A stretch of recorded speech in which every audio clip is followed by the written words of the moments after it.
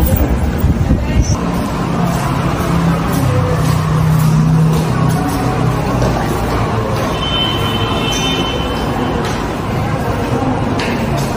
Ako may number.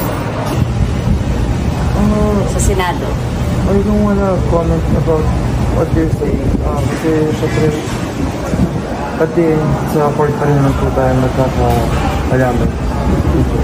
Pero anong naramdaman mo nung sinabi nila, nagbigay na sila ng panig? Nagayat ka ba na? Anong naramdaman mo lang? Wala po akong comment about this talaga. Ayoko po. I don't want them to know anything na sa lahat ng naramdaman ko kasi gusto ko lang po sa court lang talaga. Wala po akong say about it. Makita niyo lang po yung anak ko talaga. Kung paano niya kinuwento sa akin. Kasi nalaman ko pa na bago niya kinuwento sa akin, kinuwento niya mula sa kapatid niya, si Alonzo Mulak na dating child star din. Sinabi sa akin ni Alonzo, sinabihan daw siya ng kuya niya na ay bro, sana wag mangyari sa inyo nangyari sa akin. Bilang ama, I may not have been a good husband, you know. I may not have tried my best to be a good husband, but I can proudly say that I did my best. Or I did my best to be a good father. Sa abot ng aking makakaya.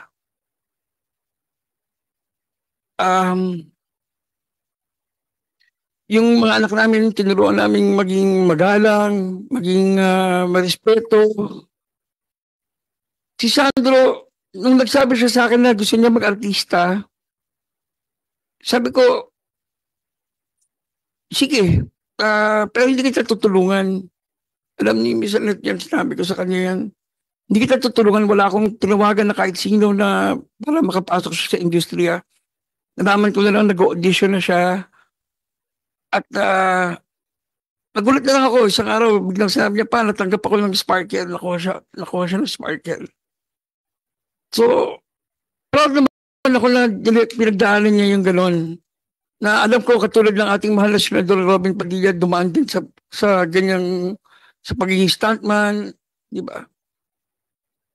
Kahit na may kotse siya, pagka may taping siya, sumasabay siya sa service, para walang special treatment. Ganun kababa yung loob ni Sandro. Very neat, very tahimik. At saka sobrang mahal niya talaga yung trabaho niya. Kaya talaga ako nasaktan nung kinuwento niya sa akin yung nangyari. Kasi para makita mo yung anak mo na nanginginig at hindi niya halos mahawakan yung telepono niya. Nung kinakwento niya sa akin, yung ginawa sa kanya, lalo na si Jojo Nones po, katrabaho namin ni Sensa, walang matigas na pulis sa madaling na misis. Siya po yung head writer namin at sobrang galang ko sa kanya, sobrang respeto ko sa kanya. Pag kami, mga events kami, ako pa yung ulan lumalapit sa kanya. At Sir Jojo pa nga ang tawag ko sa kanya, hindi ba? Alam mo naman yun. Kaya, hindi ko talaga matanggap na nagawa niya sa anak ko. Yung isa naman, hindi ko naman siya kilala eh. Kailan ko lang siya nakilala nung nangyari na yung insidente, pero sobrang sama ko yung loob ko talaga kay Jojo Nones.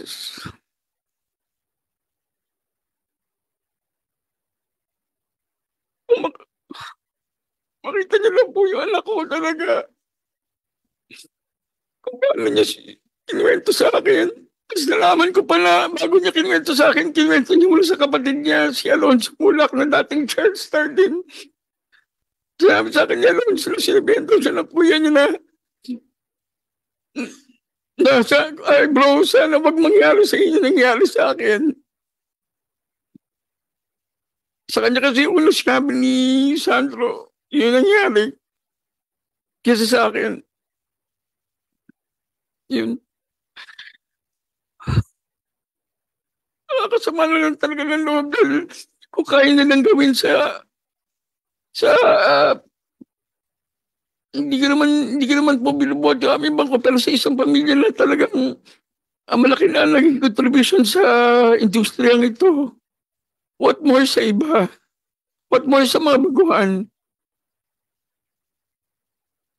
Hindi ko naman sinasabi talagang may ginawan sila na iba, pero di po ba kung nakaya na lang gawin sa isang pamilya na talagang naka may pundasyon na sa industriyang ito, what more sa iba?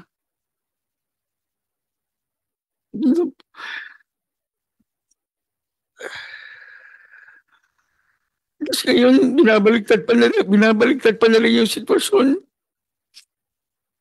Hindi ko sinasabing GMA, binabaliktad nila Jojo at ni Richard yung nangyari sa mga comments nila, sa mga press release nila.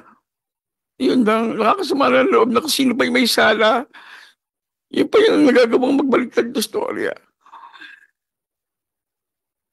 Kahit sino naman sigurong ama or magulang, ganito rin ang mararamdaman para kay Sandro. Ngayon po, right now, he's undergoing counseling.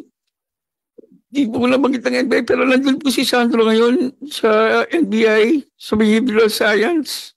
Right now, he's undergoing counseling. Yun na po. Maraming salamat po sa lahat ng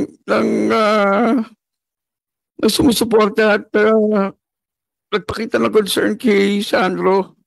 At maraming salamat din sa ating mga mahal na senador na nagbigay ng oras para mag-attend din sa hearing na to. At sa lahat ng mga concern, salamat po. Yun na po. Mag-suspend muna tayo ng 1 minute po. Makita niyo lang po yung anak ko talaga.